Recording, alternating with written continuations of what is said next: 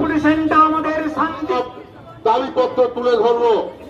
আপনারা সম্পূর্ণ ভোটার হয়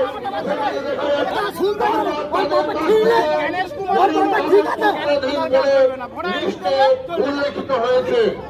আমাদের দলের বক্তব্য সুপ্রিমাসী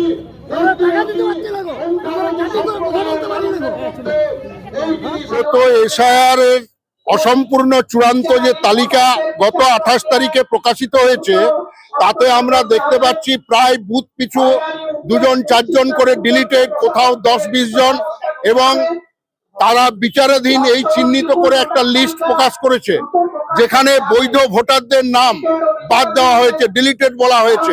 এমনও দেখা যাচ্ছে একটা পরিবারে পিতা মাতা আছে, সন্তানের নাম নেই, সন্তানের নাম আছে, পিতা বা তার স্ত্রীর নাম নেই, এবং বারবার লজিস্টিক্যাল ডিসক্রিপেন্সির নামে নানান অজুহাতে তুচ্ছ কারণে নামের বানান ভুল, মিডিল নাম, শেষ নাম, টাইটেল ভুল, বয়সের তফাৎ, একই পিতা 6-এর অধিক সন্তানের কেন, এই সব তুচ্ছ কারণ দেখিয়ে মানুষকে আটকে রাখছে এবং তাদের ফাইনাল কোনো সিদ্ধান্তে পৌঁছাতে পারছে না।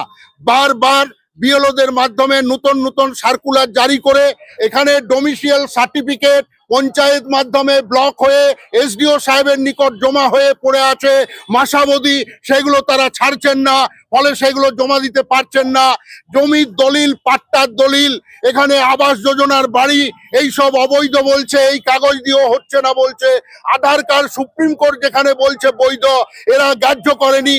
তারপর তারা অ্যাডমিট কার্ড, মার্কশিট, সার্টিফিকেট, বিভিন্ন যে তাদেরই দেওয়া ডকুমেন্ট জমা দিচ্ছে, সেগুলোকেও তারা গ্রাহ্য করছে না।